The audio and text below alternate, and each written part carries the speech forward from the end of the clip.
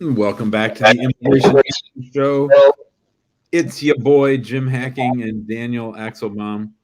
Daniel, how are you, my friend? I'm great, Jim. How you doing? I'm not used to being on my late in the day shows, so I'm glad you're here. Well, I'm excited to be here. Except during the countdown, I kind of hiccuped, and I hope that doesn't that audio Well, doesn't make it so in. Nor I muted you after like 10 seconds because Nor alerted me to the fact that because we don't have background music yet for the countdown, that unless you and I are muted, people can hear us. So Okay. um, Well, I think I excuse me. wisely averted your hiccup. Okay, great. How you doing? I'm great. How are you doing? What do you think about the snow and everything? Have you gotten out in it? No, I have not. But it's beautiful here. Beautiful to see the snow, but kind of tough being snowed in. Yeah, I'm But gonna make a run for it tomorrow. I dug everything out yesterday, and then it all came back today. But I dug it out again. Today was a lot more than yesterday, so I'm gonna try to get to the office tomorrow. okay, awesome. Well, how's our director of TikTok doing? That's an She's good. exciting announcement. She, Yeah. yeah, she's been out there in the snow today. She's trying to get Amani to go out with her now. Boy, we're getting a lot of love today in the comments, aren't we? I think people really Yeah, like this show, it's Daniel. fun. Yeah. Yep. I'm gonna post the link. All right. What's going on with the Leeds team? Oh, everything is going great. I wanted to share something I think is funny that you say, Jim, which is if someone asks a question about, and you just released a new video, you say, "Yeah, my new video is about to drop." I just dropped the new video. You sound like Jay-Z or something. I don't. What else should I say? I guess I should say it's all I from mean, Gary V, man. It's all from Gary V, I think. yeah. Well, I like it. Yeah. I Oh, think you that's should funny. keep saying it. All right, there's the Uh, link. yeah. So let's see. We got people in Long Island and Florida. Lots in Florida. Cindy's saying hi from Florida. Did you know our friend Mariana got her green card approved, Daniel? So she's here watching. Anna's here as usual. That's Rocky's in awesome. Independence, Kentucky, and Sheldon's been on a lot lately too in Colorado Springs. Who else? I guess that's it for now. And then we got Ola in San Francisco and Camille's in Savannah. So lots of good stuff. People all over.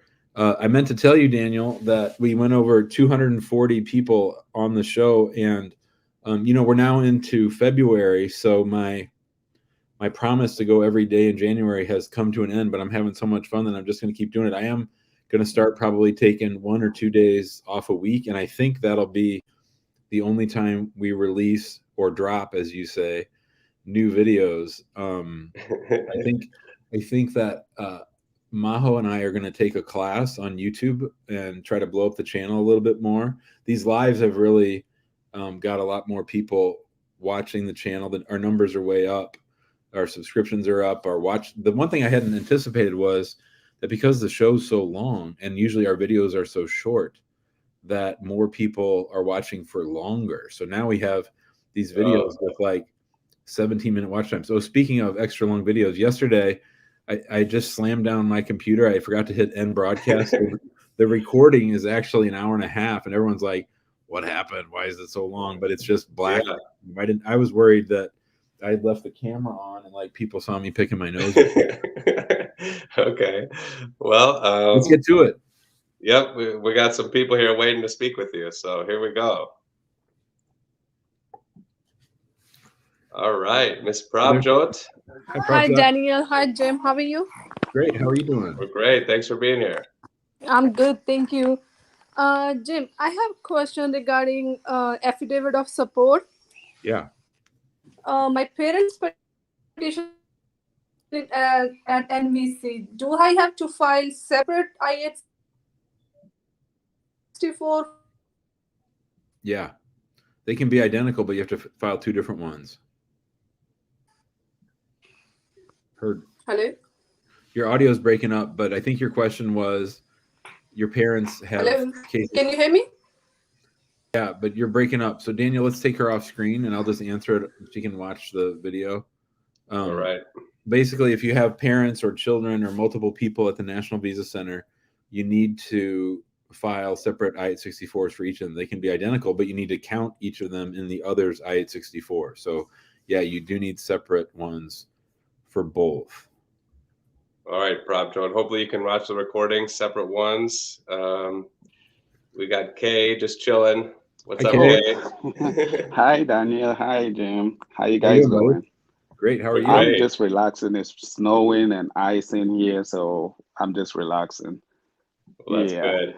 yeah. That's I, good. I don't have any question. I'm here to tell Jim and then Daniel for the very good work you guys are doing. We appreciate what you're doing for us. Everything that you guys are giving us, the advice, it's been like enlighten us on immigration issue here. So we appreciate. For me, I appreciate a lot because I had a lawyer that the lawyer, I always watch your videos, and then you were speaking about lawyers that if the client has to tell the lawyer what to do, that means the lawyer is not a good person. So that was what my lawyer was doing to me. I have to tell my lawyer what to do. So I called, and then Daniel me that. Can you hear me? Yeah. Yeah, So it broke Daniel up. told me that, hey, okay. So Daniel told me that, hey, I'm not very good. Where you at? I'm in Ohio. So he said, oh, I'll like somebody that knows much about that issue over there in Ohio to help you out. And Daniel gave me the address and then the email address for the person and contact number to contact the person. And then by the grace of Allah, everything works good. And I'm still working with them. So I appreciate that and I'm very grateful. May God bless you guys and then give you more knowledge, health, good health, and then, success, multiple success in life. Thank you, Yeah, Kay. you're Appreciate it. Thank you, welcome. Kay. Thank you, brother. You're Keep us welcome. posted. Okay. Good seeing you. Yep. I will. Okay. Bye. Bye. Bye. Well, that's fun, Jim. You're always getting all the blessings. I feel like I was Yeah. included in that Yeah, one. you got That's great. blessings that time, man. That's awesome. All right, Bilha, welcome to the show. Oh, hello. Can you hear me? Yeah, Bill. Hi. Yes. Hi. I have a quick question. Um, uh, if somebody has the 10-year green card after a very long and difficult marriage process, would it be okay, or should we anticipate any issues if we travel outside of the country or maybe coming back through customs? I would say no, unless the difficulty was involving criminal stuff. But if not criminal stuff and you have your green card, it was just immigration stuff. I often feel like once you reach that next immigration level, that it sort of clears up the stuff that came before. Not always. They can still come back and look at old things. But as far as traveling with a green card, a 10-year green card and a valid passport, I think you should be fine. Okay, thank you. You got Thank you, Bilha. All right. AR, welcome to the show. Hi, good afternoon, Jim and Danny. How are you? Great. How are you, AR? We're Good to see great. you. I'm good. Just raining, just at home. I'm off today. Uh, so I have a question regarding my travel document. I applied for my renewal in June. So it's been 7 months and I haven't got any a document. As you know, the travel processing time jumps from 4 months to 11 months. I applied to Vermont Center. So, but my mom, she had like a surgery, like a heart surgery, in November. So I was hoping to get the EAD by that time, but I didn't get it. But still, she is not feeling good. So I want to travel. So I got an info pass yesterday, and I went there. But the lady was there. She didn't give me the emergency travel document because he told me that you don't have any like a proper documentation, because I didn't know that the emergency means that you have like a life or death situation. So I just had like a letter from the doctor, but even she didn't even bother to see that letter. So I I mean, I talked to my lawyer, and he told me that you should like ask your like a doctor to write another letter, like detailing in which they should detail all the, I mean, information from her history, like everything. So I called them like today, and they told me that they're gonna again send me a for info pass. So what are the chances again if I go with the letter? Would they give me like the travel document, because I really need to see my mom. She's really not, I mean, doing well after the surgery. So are you talking about a refugee travel document, or are you No, talking no, about no, no, no, advanced parole? like Advanced. advanced role. I applied for my I-360, which is approved. I'm waiting for my I-485 like interview. So I apply for. I mean, every time whenever I apply, always I got like my EAD renewal like 3 to 4 months. But this is the first time. It's been 7 months and I haven't gotten my like the renewal, the When advanced did payroll. when did you get fingerprinted? Oh, it's been long time. I got fingerprint in 2019. Your travel document has been pending since 2019. No. I okay. So I did like concurrent filing for my I-360 and my I-485. So I got my like I-485, and then which was like expired in September 2020, but I applied for renewal in June 2021. So from June 2021 to now, I haven't gotten the EAD. And they said, did you get a notice that said they'll reuse your fingerprints? Yes, yes. And when was that? What's the date of that letter? Uh like when I did my fingerprinting. No. When did you get that letter saying, "Hey, AR, you don't need to come in and do fingerprints. We'll just use your old one"? Because that's sort of like the day you got fingerprinted when they do that. Oh yes, I got that in like the same month, like in June. Okay. Yeah, I just keep bugging them. I would try to get better medical evidence in support of the expedite request and just keep pushing. I mean, I think you're pretty close anyway to getting it. But so this is a green card based on VAWA. Yes. Yeah, sometimes those just take longer because they just don't care about those cases very much. So it could be a Yeah, little bit I longer. mean the lady who was there, she told me that I mean like as a web applicant, you cannot even do anything on online. You just have to communicate through the letters. So Yeah. I didn't even know that like where my I-485 application was there. I didn't know that it was in National Benefit Center or is in local office. So at least she told me that they have my file. They received it in November 2021, and I should be expecting the interview like before summer, like in maybe probably April or. But I Yeah. can't I risk think that. you're, I really want to go and see my mom. I think you're And pretty close. I would just sit tight. I think you're pretty close. uh, so still, you suggest me I should just try. I mean, Doesn't hurt this to info try. pass. Doesn't hurt to try. God, because I already travel like on travel document. I didn't have any issues like coming back. Like I went in 2020 before the pandemic hit, so I didn't have any problem. I mean, I never overstayed, so I All right. should. Well, good luck, AR. Let us know how it goes. Okay. All right, thank you so much, Ajin. Thank you so much. Bye All right. bye. Bye, buddy. Thank you. Look who it is. It's our old friend Housie down under saying hello. Always Good good to see day. you. Good day. I Yeah. don't. Not many people call you Dan, so that's good. But Probjot had a question, so let me get to that. Yeah.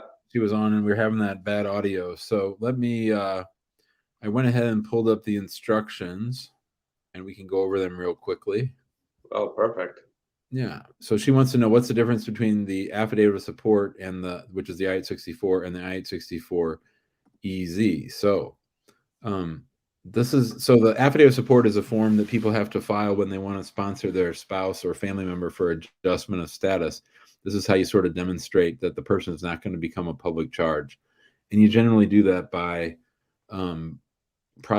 by submitting evidence of your financial stability. And sometimes that can get pretty complicated. And when it's complicated, you have to use the regular I-864. Now, at our firm, I'm pretty sure we always use the I-864 and we don't mess around with the EZ. But the easy is available if three things are true. One, if you are the person who is filing, like you're the original sponsor, the petitioner for the I-130, if the person you are sponsoring is the only person listed on Form I-130, and three, which means you don't have like kids as a green card holder. Three, the income you're using to qualify is based solely on your salary, as shown on your W-2s. In other words, this is really for rich people or people with a high enough salary that's well above 125% of the poverty guidelines. So it's not going to be available for everybody. It does make things a little bit simpler. But I believe that Prabhat said her case was at the National Visa Center. So I don't know if the I-64EZ is available at the National Visa Center. I believe this is for adjustment of status. Our team would probably know that, but I'm generally sure that this is for adjustment and not for overseas cases. And I would also say that I'm generally against using things that are sort of strange or quirky like the easy. I would just rather people go ahead and file the usual form, because those people that process these things are not very good at nuance or figuring out why things are different than what they're generally used to seeing, if you know what I mean. So Yep. Well, that's great. yeah. All right. Well, Montego's here. Hello, sir. Hi, Montego. Hi, hello. How are you? Can you hear us? I don't think you can hear us. Oh, Hi. Montego. Yep. Can you hear us? Well, if you get your audio going, we're happy to have you back. Well, all right. Here's a question while we're waiting. Yeah. What happens when your online case doesn't reflect your green card interview when you got approved on the same day? It's been 10 days. That means your case hasn't been approved, Lisa. They can tell you that it's approved, but until that little computer thing changes, for the most part, if you're 10 days out, it means the officer hasn't done what they need to do to finalize the alleged approval of your case. You know, we don't really consider it approved until you actually get the green card. So no matter what they said, I think for now you're just still waiting with your fingers crossed. All right. Thank you for that answer, Jim. Yep. We got Richmond here. Hi, Richmond. Hello, sir. Welcome to the show. All right. Thank you so much. This morning, I was going through YouTube and I was able to find your channel, and I've been so amazed. So since morning, I've been watching your live sections. And now here you are. You know, new friend. Yes, sir. Yes, sir. Yeah. So I have a few questions. I'm from Ghana, you know, and currently I'm in the United States in Maryland, and I came with a B1 B2 visa, which I entered the state on the 16th of October. So I was given to go back on the 15th of April. Now, my question is that if I stay here for, let's say, up to March, you know, I'm still not yet overstayed. My question is, if I leave the United States, how long should I stay out before I come back? So you have a multiple entry visa? Yes, sir. And what's the purpose of your second visit? My what? What would be the reason you're coming back? Oh, visiting family again. Yeah. So, and then let me ask you one other question. So right now, just so you know, the number one country they're on alert for is Nigeria when it comes to visit visas. Do you know Yes, what the sir. number two? Do you know what the number two country is? Nah. Ghana. Woo! So when you went to get your visit visa to the United States, were you married or were you single? I was single. And you told them you were single and everything was cool? Yes, sir. Okay, so I'm surprised they actually gave you a visa, but that's good. That'll make your life a little bit easier. Generally, I would say you should stay out for at least 6 months after leaving. I have a video on this. I think it's called something like don't just leave and come right back or something like that. There's a video on this, but generally, I think 6 months or more between visits. Otherwise, you're going to get their scrutiny. Oh, okay. All right. Then I think that will be all. But I also wanted to find out, maybe probably in case I'm returning, you know, when I came, I filed for an item, Would that also, raise questions? Yeah, it would. Why would you do that? I mean, that just makes them think you're going to work. Oh, okay. So that was a bad idea. Oh, okay. Oh, so after the 6 months, definitely go to ask questions about that. I would say so. Okay. Okay. All right. Then I think that will be all for now. Okay, great. All right. Thank you, Richmond. You're welcome. I think we got some Well, questions here. that was a nice gentleman. Yeah. You got some Berno, questions? Berno applied for citizenship in May of 2020 in Newark and still no interview scheduled yet. So we're getting up on 2 years. I would say, Berno, if nothing happens by, say, March, I'd sue them, because by the time things get moving, you're at 2 years, and that's plenty long enough. Now, there's a specific rule that says if you've had your interview and 120 days have gone by, that you can sue them to get an answer after the interview. But sometimes the government will argue, well, because of that rule, you can't sue when there's been no interview. But 2 years is plenty, and I think that would be fine. All right. Thanks, Jim. We got an interesting comment here. I think you'll like to see. Want to make your show spice? Oh yeah, Spice here. Invite actual USCIS officer wants to help you answer the question. So we do have we've received comments on our YouTube channel from a USCIS officer, and I've actually thought about trying to hire a former USCIS officer, but I don't think a real USCIS officer would ever come on here because the government wouldn't let them.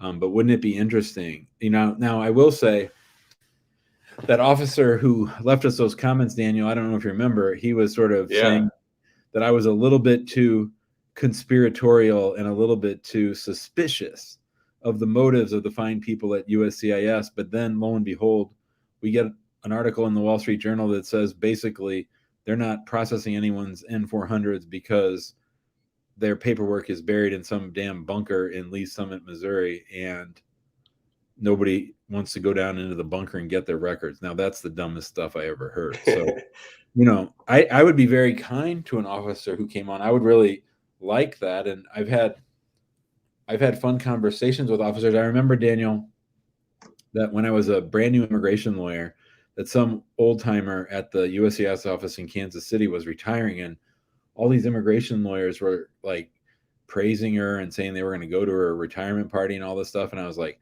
what in the hell is this all about? I would never do that. But there's some that I've sort of become friends with over time and that I see a lot. And it's so funny because when I go down to the St. Louis office, I feel like I know these people because I've been there for years. And then I go to some other office, and it's much more intimidating to go to another office that I'm not always familiar with. So I don't know. I guess familiarity breeds contempt or some damn thing. Let's get to some more calls. All right, but Jim, I was going to say, if we have an officer on the show, we can do it all in like darkness and black, on 60 Minutes, like just hide their identity. Yeah, I was watching Better Call Saul yesterday, and he was talking through this tube with a little net on the bottom of his voice. Yeah. All right. Enough fun. Daria, hello. Hi, Daria. Hi, Daniel. Hi, Jim. Nice to talk to you. Sure. Thank you for your work. My question is the following. My husband and I, we are clients at Hackey Immigration Law. And we are clients. We are filing Mandamus lawsuit on our green card application. But yesterday I have checked our processing times, and I discovered that our receipt date for green card application is already coming in 1 month. Like they are now processing applications with receipt date for July 12th, and now is August 11th. So it's 1 month. But our application 140 for alien petition worker is still lot way back, about 8 months for them to arrive. So my question, first question, if an officer will take in 1 month my green card application, will it trigger him to open form 140? This is the first question. Usually, yes. When was the I-140 filed? I-140 was filed July 17, 2020. And the green card, I-485, was filed 11 August 2020, in 1 month. So they concurrently filed. Yeah. They will process them together. You don't need to worry about the fact that I mean, first of all, thank you for hiring us. Number two, the stated processing times, I don't care at all about those, right? So they can say whatever they want about those.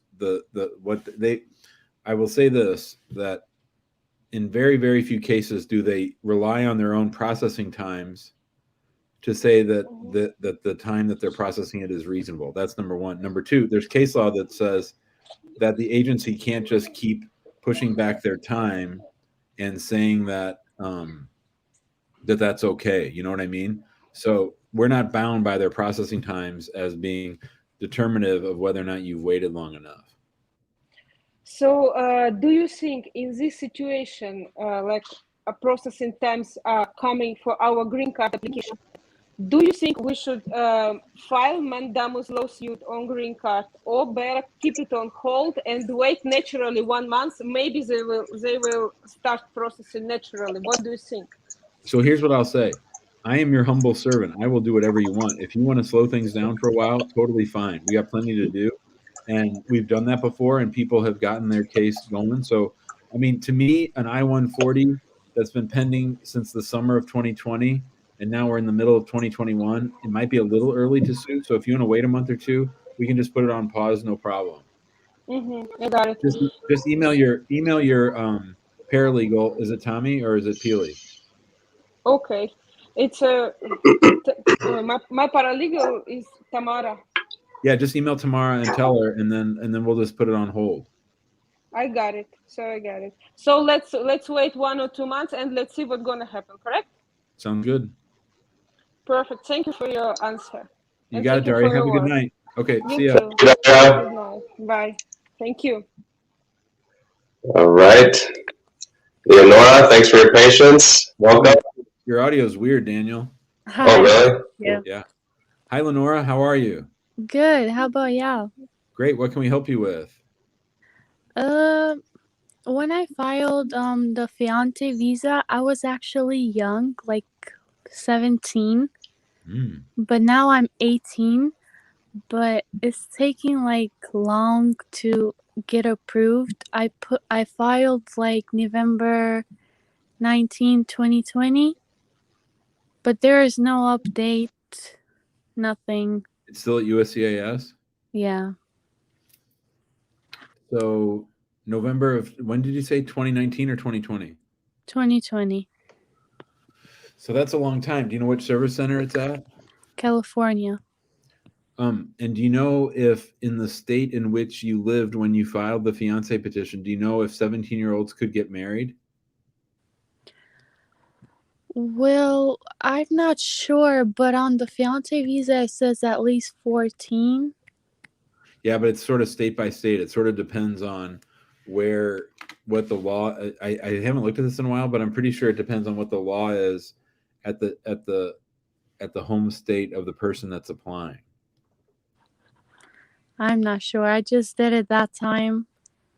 Yeah, well, I mean, if you wanna reach out to Daniel, we could look at that. I mean, that wouldn't be a hard thing to check, and then you could probably talk to him about suing them if you want to try to get them moving on the I-129F. Because I did like 2 requests, but it's still saying that it's pending. Like we're still looking at them and stuff. Yeah. But I sent it like a lot of evidence, like the engagement party and everything. Like there's nothing to not believe, but I suspect it's mostly about my age, that maybe I did file early. And you had proof that you saw each other face to face in the last 2 years? Yeah. Yeah, so you should be okay. It's just scary that it will be denied.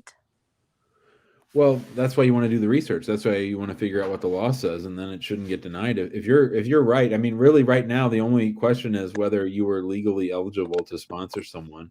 And if that's true, and if you've been with each other in the last 2 years, you should be good to go.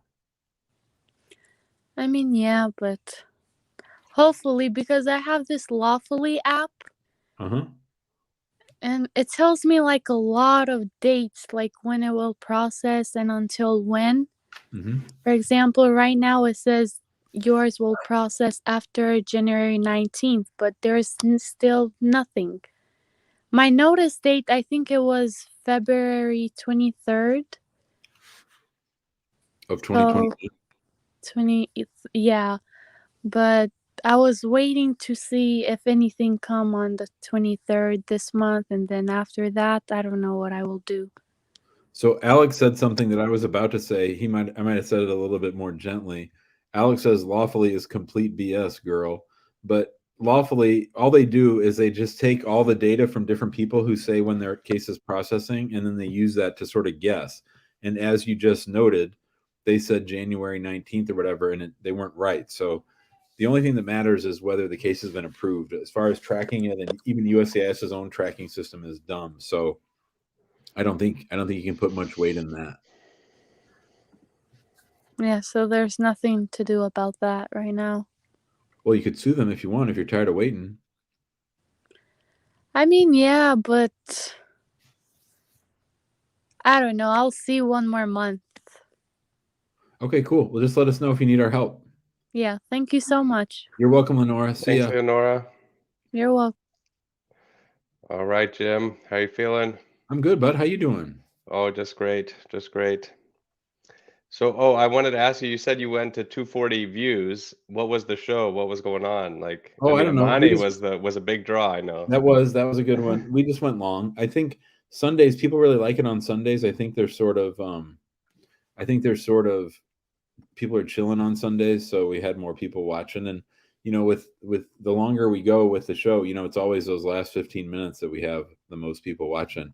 Yeah. All right, so Rocio, she's been on a lot lately.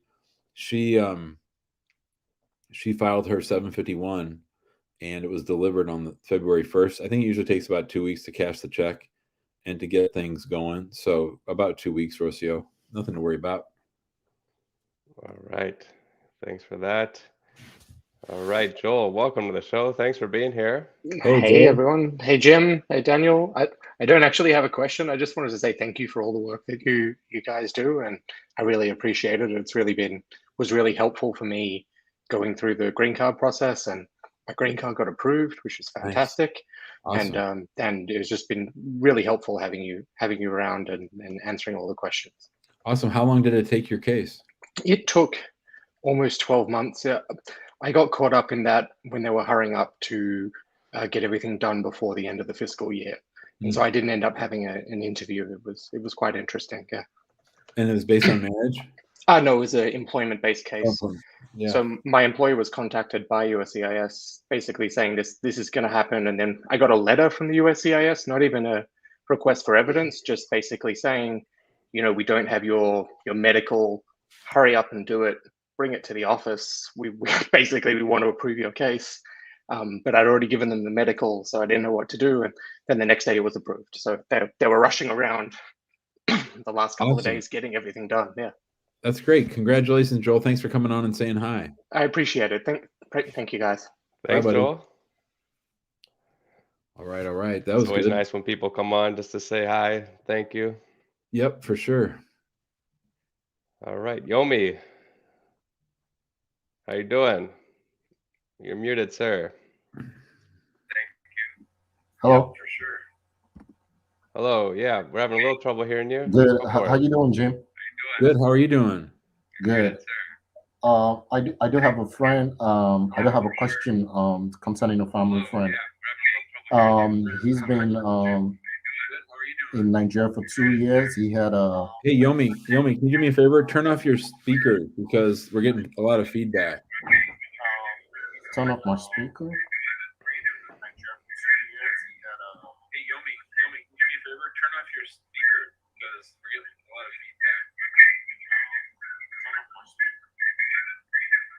Oh my God, I have a seizure. Yomi? Is it better now? Nope, not better. We'll try to come back to you, I think.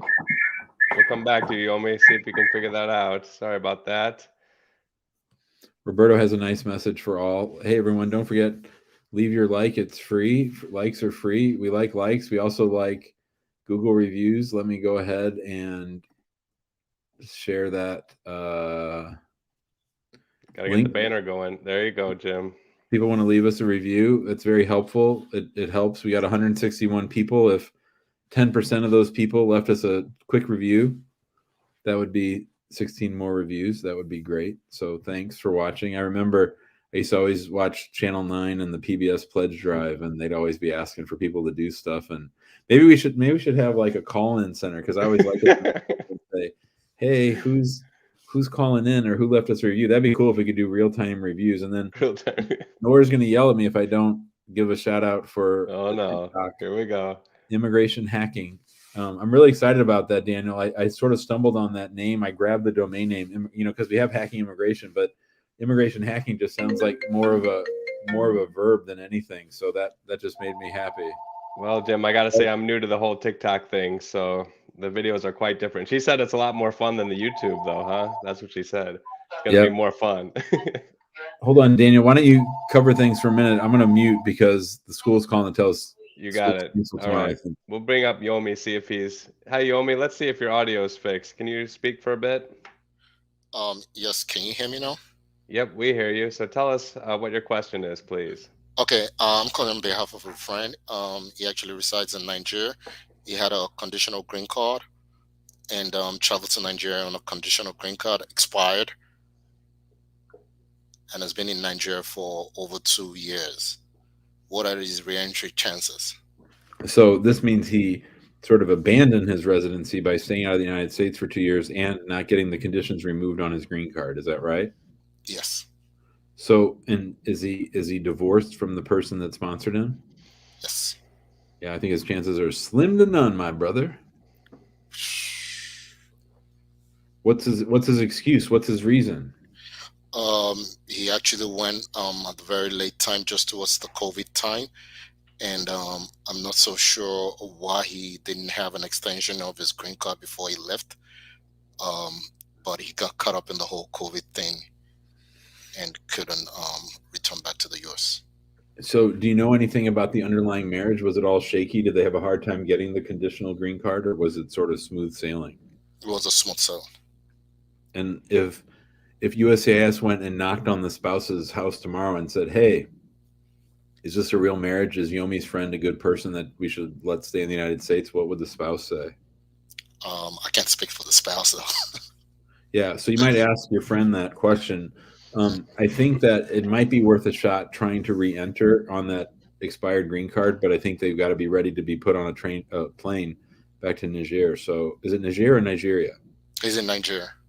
Nigeria, yeah. So I think he could come and try to enter on it with his passport, but I think it's a better than 50-50 chance they turn him back around and he's got to pay for a last-minute ticket back home. Okay, thanks. You got it. All right, Yomi. Bye, Yomi. All right, Jim, we got a very special guest coming up. Oh, nice. Got our #1 fan here. Oh, there she Hold on, is. let me get my chapstick. Hold on. Hey guys, I think she's your All right. favorite. I think she's your #1 fan, Daniel. I'm ready now. How are you, Anna? I was so nervous. I'm sorry. Good to see you. Yeah, good to see you too. So this is not a question for me. I have a friend that he got married to a lady from Colombia, and they applied for the CR1 visa. They were first sent to Nebraska Service Center, where supposedly the processing time was, like lower. But then he got an email saying that his case has been moved to California. So they are all, like freaking out because he checked online and supposedly the processing times in California are like 30 months or something like that. So he decided to go further and he applied for a K3 visa. So he thinks, I know because of you that K3s are obsolete. That's what you always say. That's what I have read. You got videos about it, but I want him to listen it from you. What are their chances to What's his first name? Tom. Tom, this video is for you. I know you really, really, really want your spouse to come to the United States, and I Yeah, totally get it. If my spouse were stuck in Egypt or Colombia, it's hard. I'd be just as frantic and just as upset. But you're certainly free to file a K3 application. USCIS will receipt it, they will process it, and they will probably approve it. But when it gets to the National Visa Center will see that there's already an I-130 on file, Right. and they will shut down the processing of the K3. This is a trick that some fool started back 12 years ago, and the embassies or the State Department stopped processing them around the same time. So total waste of time.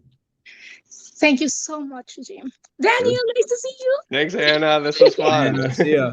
Thank you, guys. Bye. Bye. All right. That That's was your friend. great. Yep. Susan, hello. Thanks for waiting. Hi, Jim. Hi, Danielle. Welcome back. How you doing? Yeah, Jim, I have a quick question for you. I'm filing for my spouse.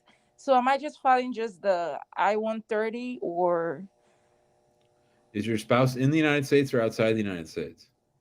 outside? Yeah, so you're going to file the I-130 and the I-130A. Oh, okay.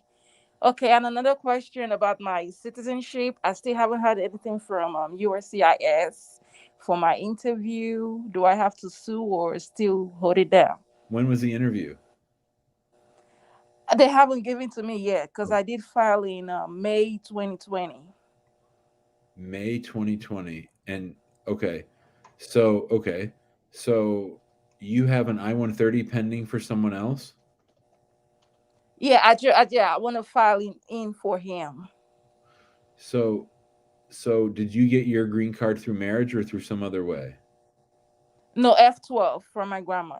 Perfect. Okay. F12. All right. Yeah. So did you already file the I-130 for your husband or no? No, not yet. Okay. And your N400 has been pending basically a year and 7 months, 8 months? Yeah, because I did the biometric July 4th of last year. Where do you live? Houston, Texas. So that seems pretty far out on the processing times. I might give them another month or two and then I'd sue them. Okay. So should I hold on until the I-130 or still go ahead and No, do get that thing on file. Get that going. Okay. Yeah, you can just notify. If you become a citizen, you can just notify him. Okay. Thank you. You got it. Thanks, Susan. All right. You got a question? Chris and Altano, if you file your I-130 and after you submit your paperwork, your spouse is updating their last name to mine, would that affect all other paperwork, even if taxes since have regular last name? So I'm a big proponent. I don't know if you've heard me say this before, Daniel. I'm a big proponent of waiting to mess with the foreign national's name until they become a citizen. So they should be in green card status for just 2 or 3 years. And I think you're better off not messing with it until you get your citizenship, and then it's free anyway. And you can properly document it. It's done in a federal court. It's, notice to all. You have all the right paperwork to demonstrate that you've changed your name properly. It also keeps confusion levels down. So I think that it's a good idea to wait.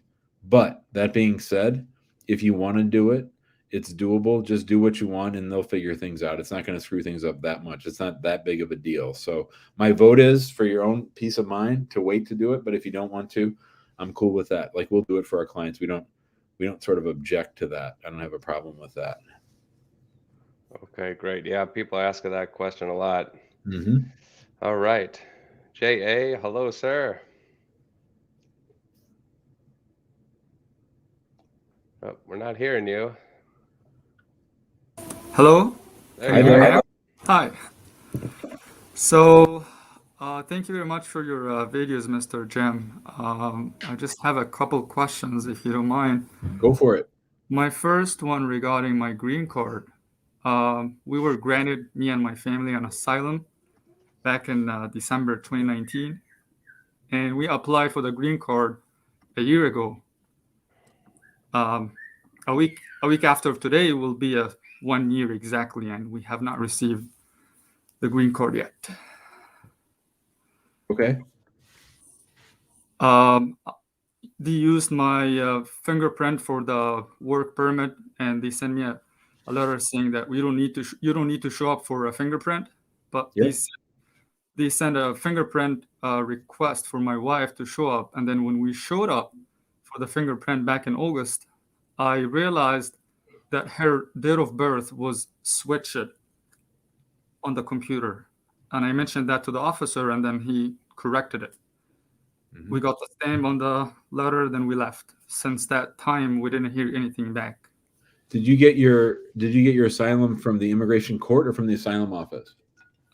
Asylum office. And where will your interview? Where if you have an interview on your green card, which field office will conduct your interview? Well, honestly, I don't know. We were in the San Francisco asylum office. Yeah. So, you did biometrics in San Francisco? We did the biometric in Oakland. Oakland. Okay. Yeah. So, I mean, you have applied for a green card in one of the busiest places in the country when it comes to immigration, probably in the top 5. So those kinds of green cards, I mean, green cards there are generally taking 18 to 24 months. If you add on the asylum piece, I think you're definitely looking at around 2 years. So I don't think you need to be worried about anything right now.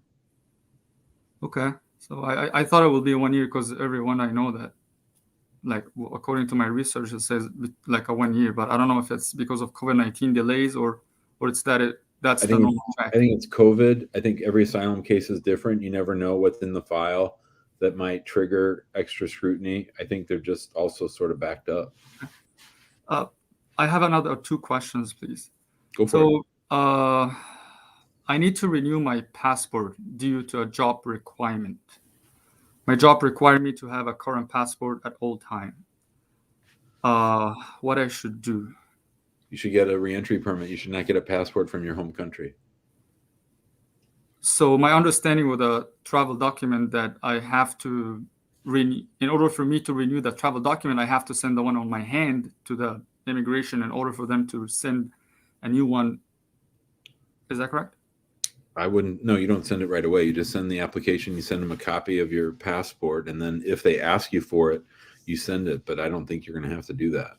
Okay, so the travel document is one year valid for 1 year only, right? And then if I need to renew my travel document, my understanding that I have to send it 3 months in advance and basically or technically stay 3 to 4 months without having travel document in hand. Well, wait, have you ever had a travel document? No. Yeah, but that's according to my research and asking or reading the application instructions.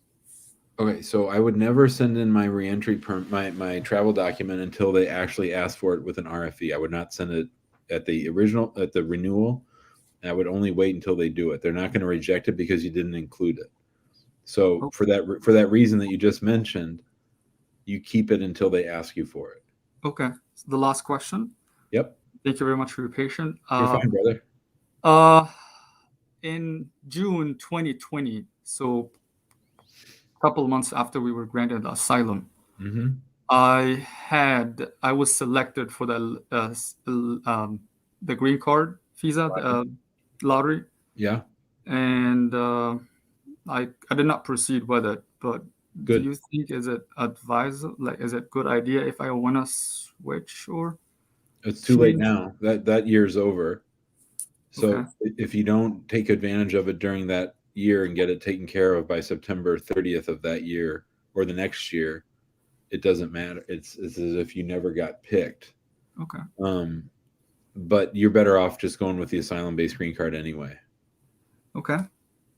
That's all. All right. Thanks. Hey, nice to meet you. Thanks for calling. Bye, buddy. Bye. All right. Thank you, JA.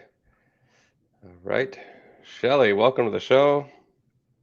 Hi, Shelly. Hi. Hello. Good night. Hello. I would like to ask a Welcome. question. Go for it. I was in the US in last year, April. I came back down in September. I get married in August. Got Yes, I married get and then married in went August. and then you went back home? Yes, I went back home. So I'm waiting to come back. The problem that I have in the person is not working.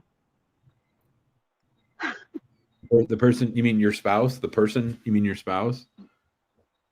Yeah, he's not working. Okay. So what's the question? No, so it's a problem for him to file for me. He can file, but he'll need a co-sponsor, but not right now. So, you can file the I-130, and then 8 or 9 or 12 months from now, when the case gets to National Visa Center, then so Yeah. the I-130 is just to figure out if your marriage is valid. So you have to demonstrate that if you were ever married before, you were divorced or widowed, that you both were legally eligible to marry, and then that the relationship is real, that you didn't just fly into America, get married, and leave, and you never really knew each other. So you have to prove up the whole history of the relationship and the marriage. That's part one. Part two is where Yeah. your spouse's financial ability to support you comes in, and that's when they'll need a co-sponsor. So you don't need to worry about that now. I would just get the I-130 on file, and then start trying to find a co-sponsor with for when you get to stage 2. Okay. The next question.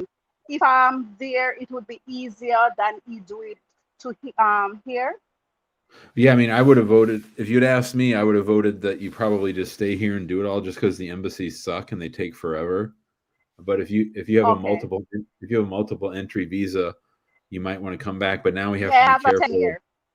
Yeah, we have to be careful about your intent and things. And now you're married to a U.S. citizen. So when you come back, if they ask and they say, you say, I'm coming to see my spouse, they might think you're trying to jump the line and send you back home. Yeah. The chances of that are small, but you do have to be careful. Okay. Okay. Thank you. You got it, Shelley. I Thanks, think Shelley. Appreciate it. I'm planning. Yes, I'm planning to use you to file the case. So do it for me.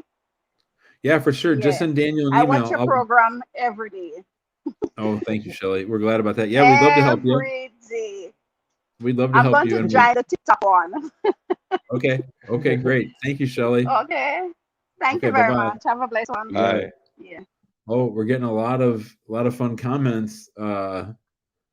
I like this one from you. You's been really funny. You's the one that was Yeah. cracking all the jokes when that guy didn't have his shirt on that one time. Remember how we Yeah. were laughing? He was Green card, no shirt. going crazy. I do sometimes get a little bit angry. I try not to. I'm trying to be very zen-like and try to move through the world spreading peace and love. But man, sometimes I get a little bit frustrated. But I mean, you're passionate about this, so I mean, it's Yeah, understandable, and right? I mean, sometimes people make the mistake of calling up here and like they're explaining their situation, and it's like they're the ones that are making life hard for everybody else. When I get a whiff of that, that's when I really sort that's of what sets you off. Yeah. go like the Hulk. Should we The do one Hulk. more? All right. Yeah. Yeah. One more. We got it. Luke has a question. I think you spoke a little bit maybe about a name Oh, change or ceremony. Hello, sir. hi guys. Hi, Luke. Hi, thanks for having me. You guys, you're amazing. Thanks for what you're doing to the community. Sure. I have 3 questions, if it's okay. Go for it. Completely different. Yeah. So, number 1, I just became a U.S. citizen, and I would like to Congratulations. thank you. And I would like to give my my insight, maybe for people who do name changes. I have this weird situation that I passed my interview in September, and they said, we're going to get a letter if we need anything from you or your off ceremony appointment.